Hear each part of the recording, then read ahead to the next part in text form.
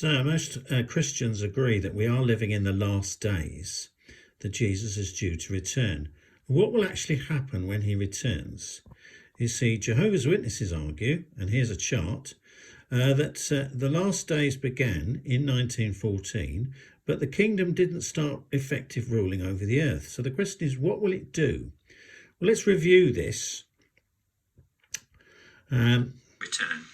And he said, look out that nobody misleads you. There would be false Christs, both political saviours and religious saviours. He mentions no more nation against nation or kingdom against food shortages, earthquakes.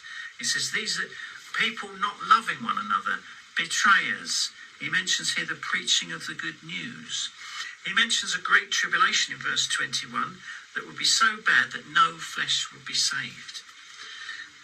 And then he says in verse 29, immediately after that tribulation, the sign of the Son of Man will appear in the heavens. All the tribes will beat themselves.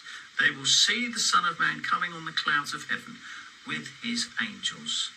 And then it says he collects together those who are his sheep. Prove beyond doubt that we're living in the very last days, that Christ is imminent. And practically everybody agrees with this. Doesn't matter what church you are in, Christian church or even Muslims believe that the day of judgment is imminent, because the human race has got to the point where it's going to be ruination. Now the point to make is that Jesus Christ's brothers are on earth, so there's some who are living who are going to join Jesus. They're part of the little flock, the bride class. They're to join him to complete his number of government members and priestly members who will administer his kingdom, serving him like a bride.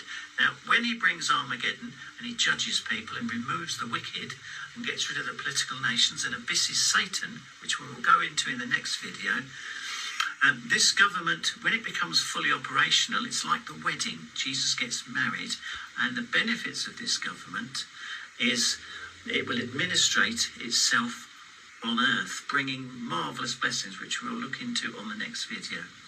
So just bear in mind, there's Jesus Christ, there's those who join him, his brothers, the bride, that makes up the government, the building of the New Jerusalem, the temple that offers its services to heal humans, and then you've got the sheep, the subjects of the government, the ones who really benefit, and they're the ones who are putting their votes in now, aren't they, by showing love to Christ's brothers and continuing the preaching of the good news right up to the end. Thank you once again, and see you next week.